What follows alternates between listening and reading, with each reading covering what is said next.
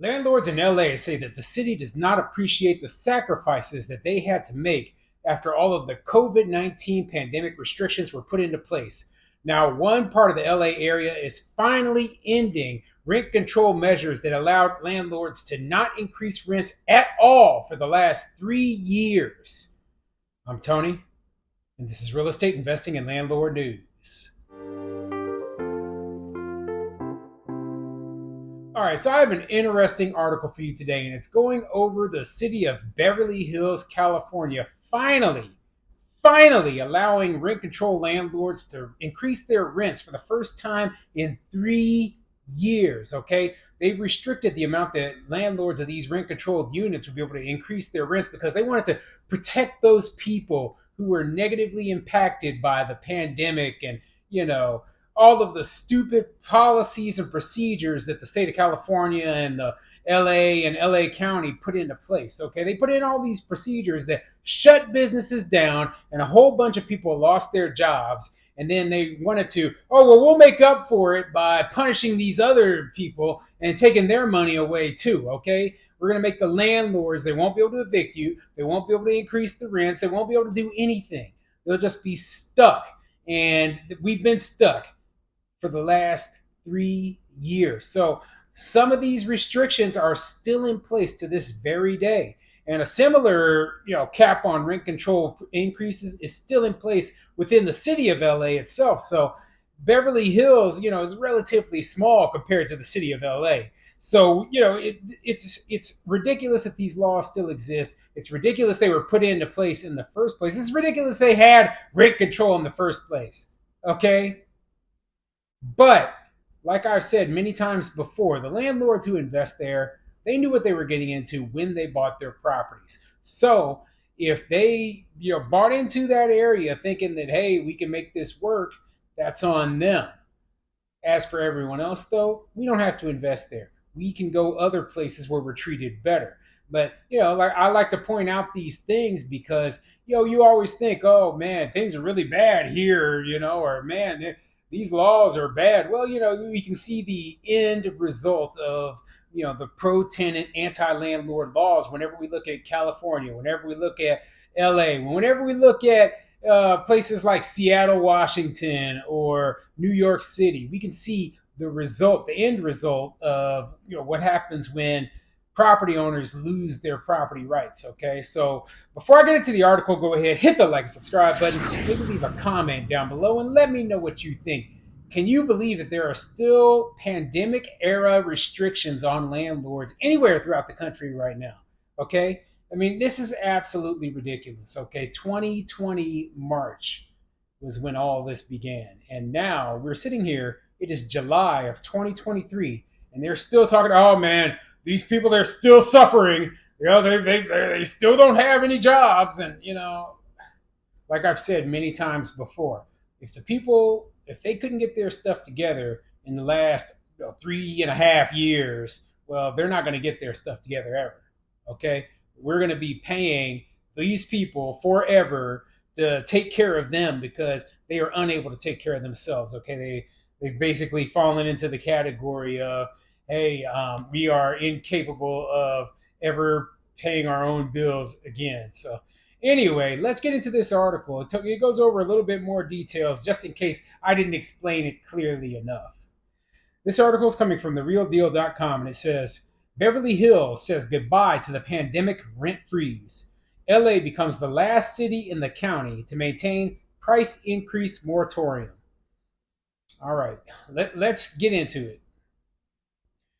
One of Los Angeles County's last rent freezes from the pandemic was dropped by a unanimous vote of the Beverly Hills City Council. The council voted June 27th to allow landlords of rent-stabilized units to charge a 3.2% increase for the first time in 3 years. Reportedly, the only municipality in the county with a rent freeze is the city of LA, with a rent increase moratorium that runs until January 31st of 2024. So yeah, they put a rent increase moratorium on all the rent controlled units within the city of Beverly Hills, right? Beverly Hills is a very, very, very expensive place. Obviously, what was that TV show, Beverly Hills 90210?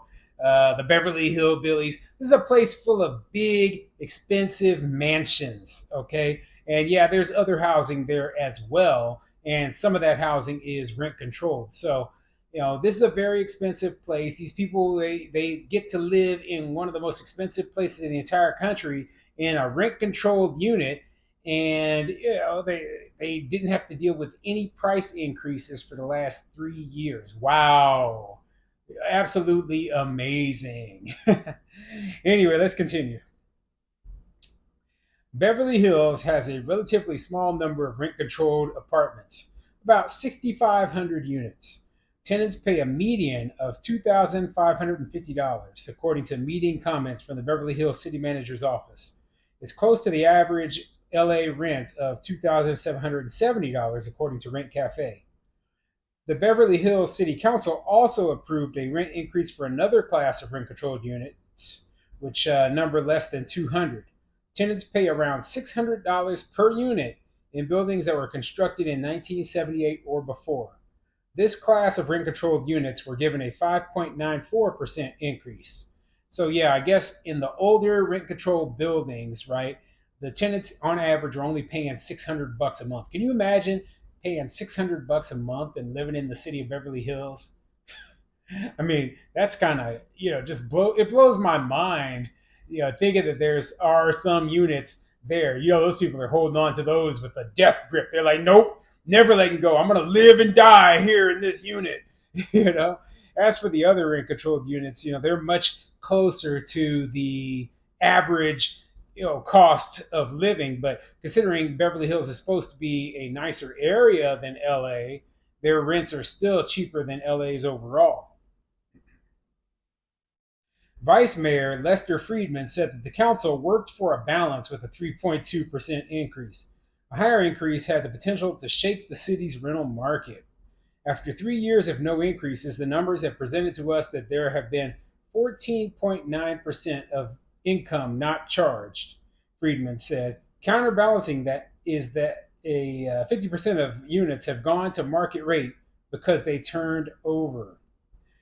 Dan Eukelson, executive director of Landlord Advocacy Group, Apartment Association of Greater Los Angeles, owns a 4 unit building in Beverly Hills. He said that the green light for a 3.2% increase won't match the costs property owners have been forced to bear during the pandemic. Eukelson also noted that no increase will be effective until after August 1st. And he's absolutely correct, okay? All of our costs have increased, all of them. Okay, we are suffering from the same rate of inflation as everyone else in this country, and the fact that they haven't been able to increase their rents at all for these rent controlled units since the year 2000, or I'm sorry, the year 2020. Well, that's just telling you right there that every single year the costs are increasing and they are losing money. So the fact that they did have some turnover, so they said the 50% of the units turned over, and I guess in their city when the units turn over you're able to increase the rents up to market rate.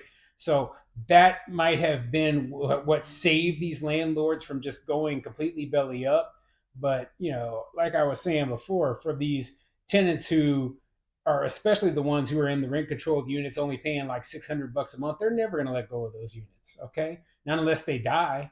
So yeah, I mean, I completely understand what this landlord is saying. Okay, they've suffered for a long time, and whether they chose and they knew about rent control or not, nobody expected something like the pandemic to come up and take away the minuscule rent increases that landlords were getting even before. So yeah, this is ridiculous. This is absolutely ridiculous. I'm glad that they are ending it, but man, it's not going to make up for all of the lost rent, and it's going to just continue down into the future where these are money sucks. The rent control just will suck the money away. So they really screwed property owners over these last 3 years. They just don't appreciate the sacrifices people make to invest in and maintain rental properties, he said. And he's right.